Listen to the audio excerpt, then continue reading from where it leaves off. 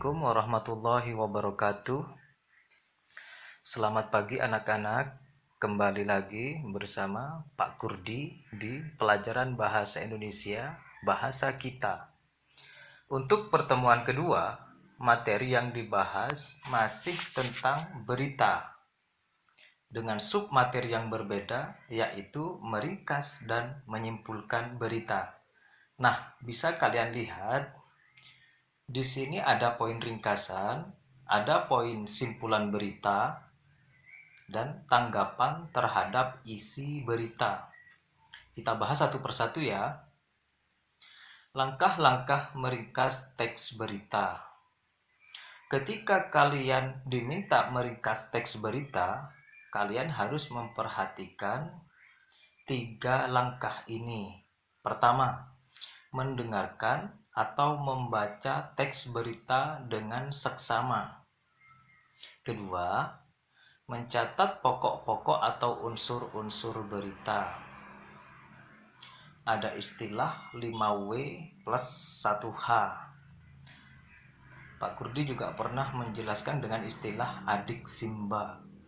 Apa beritanya? Di mana peristiwanya? Kapan terjadinya?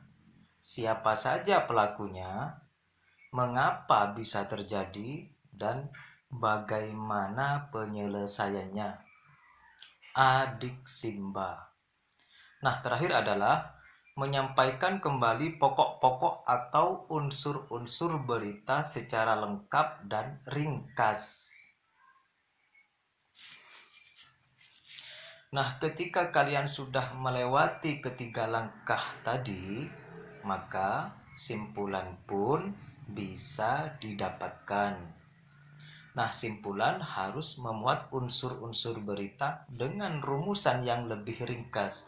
Ketika kalian melihat sebuah berita yang banyak seperti di koran atau membaca berita yang begitu panjang, ketika diminta menyimpulkan, kalian tidak perlu memaparkan sepanjang itu lagi.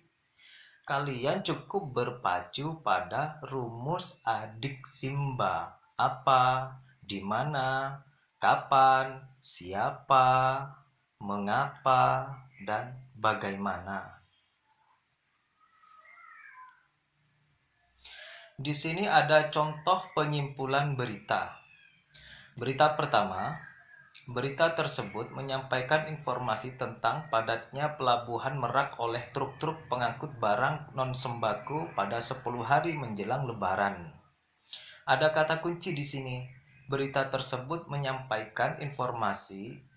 Nah, biasanya kalimat-kalimat tersebut digunakan ketika menyimpulkan sebuah teks ya. Di sini teks berita.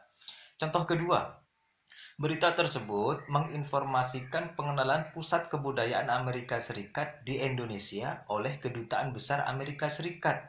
Pengenalan dilaksanakan di Pusat Perbelanjaan Pacific Place di Bilangan, Senayan, Jakarta Selatan. Ada kata kunci juga. Berita tersebut menginformasikan, nah ini ya, 2 kata kunci yang bisa dilihat di poin A dan poin B. Nah, di sini ada gambar, kalian bisa lihat dengan jelas kesimpulan sebuah berita didapatkan dengan mencatat pokoknya. Apa? Apa judul beritanya? Siapa pelaku di dalam berita tersebut? Di mana kejadian peristiwa tersebut? Kapan terjadinya? Mengapa bisa terjadi dan bagaimana proses terjadinya kejadian tersebut. Untuk poin berikutnya, yaitu tentang tanggapan terhadap berita.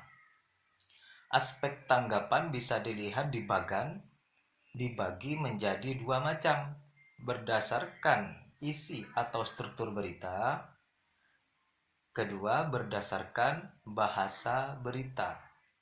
Untuk isi atau struktur berita, terlihat ada cabangnya lagi. kalian memfokuskan pada kebenaran berita yang disampaikan. Kelengkapan berita. Kelengkapan di sini bisa berpatokan kepada unsur adik simba.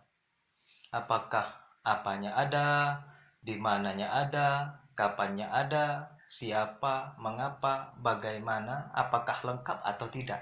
Itu bisa menjadi poin yang dikomentari ketika menanggapi berita dari segi struktur.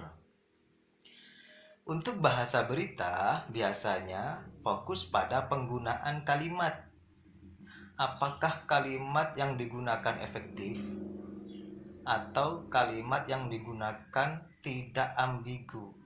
Ambigu itu berarti tidak memunculkan penafsiran yang bermacam-macam. Kemudian pilihan katanya atau nama lainnya adalah diksi. Pilihan katanya sesuai atau tidak. Penulisannya bisa misalnya ketika menulis aktif, berarti dilihat aktif itu menggunakan F ya, aktif bukan menggunakan V. Jadi bisa dilihat juga dari segi penulisan kata, pemilihan kata. Nah, di sini ada contoh tanggapan terhadap berita. A, B, C. Contoh pertama, saya kira informasi yang disampaikan berita itu cukup akurat karena isinya tidak jauh beda dengan informasi-informasi yang disampaikan sumber berita lain. Untuk contoh tanggapan pertama, Pak Kurdi sudah memberi kata kunci yang saya garis bawahi. Berita itu cukup akurat, berarti di sana merupakan tanggapan terhadap isi. Akurat itu berarti benar. Beritanya itu tidak mengada-ngada, ya.